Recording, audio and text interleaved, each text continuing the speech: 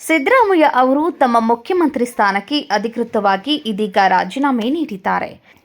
High command ಸೂಚನೆ ಹಾಗೂ ಕಾಂಗ್ರೆಸ್ ಆಂತರಿಕ ಒಪ್ಪಂದದ ಹಿನ್ನೆಲೆಯಲ್ಲಿ ಸುದೀರ್ಘ ಚರ್ಚೆಗಳ ಬಳಿಕ ಇಂದು ಅವರು ತಮ್ಮ ಹುದ್ದೆಯನ್ನು ತ್ಯಜಿಸಿದ್ದು, ರಾಜ್ಯ ರಾಜಕೀಯದಲ್ಲಿ ಹೊಸ ಅಧ್ಯಾಯವೊಂದು ಆರಂಭವಾಗಿದೆ.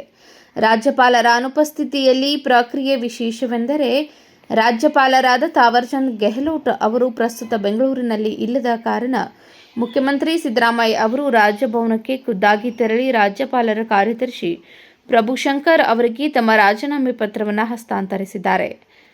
ಸಾಥ್ ನೀಡಿದ ಡಿಕೆ ಶಿವಕುಮಾರ್ ಮುಖ್ಯಮಂತ್ರಿಗಳು ರಾಜೀನಾಮೆ ನೀಡಲು ರಾಜಭವನಕ್ಕೆ ತೆರಳಿದ ಸಂದರ್ಭದಲ್ಲಿ ಇಡೀ ಸಚಿವ ಸಂಪುಟದ ಸಹೋದ್ಯೋಗಿಗಳು ಹಾಗೂ ಪ್ರಮುಖವಾಗಿ ಉಪಮುಖ್ಯಮಂತ್ರಿ ಡಿಕೆ ಶಿವಕುಮಾರ್ ಅವರು ಜೊತೆಯಲ್ಲೇ ಇದ್ದು ಸಾಥ್ ನೀಡಿದರು.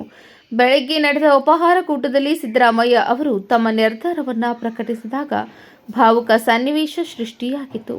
ಬಳಿಕ ಜಂಟಿಯಾಗಿಯೇ ರಾಜಭವನಕ್ಕೆ ಆಗಮಿಸಿದ ನಾಯಕರು ಒಗ್ಗಟ್ಟು ಪ್ರದರ್ಶಿಸಿದರು. ಸಿದ್ದರಾಮಯ್ಯ ಅವರ ರಾಜೀನಾಮೆ ಸಲ್ಲಿಕೆಯಾಗುತ್ತಿದ್ದಂತೆಯೇ ಮುಂದಿನ ಮುಖ್ಯಮಂತ್ರಿಯಾಗಿ ಡಿಕೆ ಶಿವಕುಮಾರ್ ಅವರು ಅಧಿಕಾರದ ಚುಕ್ಕಾಣಿ ಹಿಡಿಯುವುದು ಬಹುತೇಕ ಖಚಿತವಾಗಿದೆ.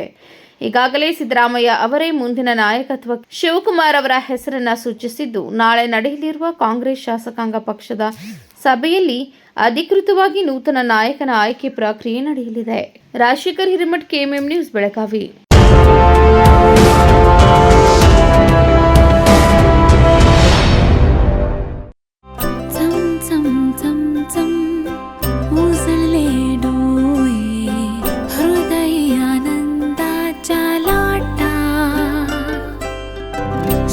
क्षण आले क्षण प्रेमळ है रेशमात गुंफून सोनेरी.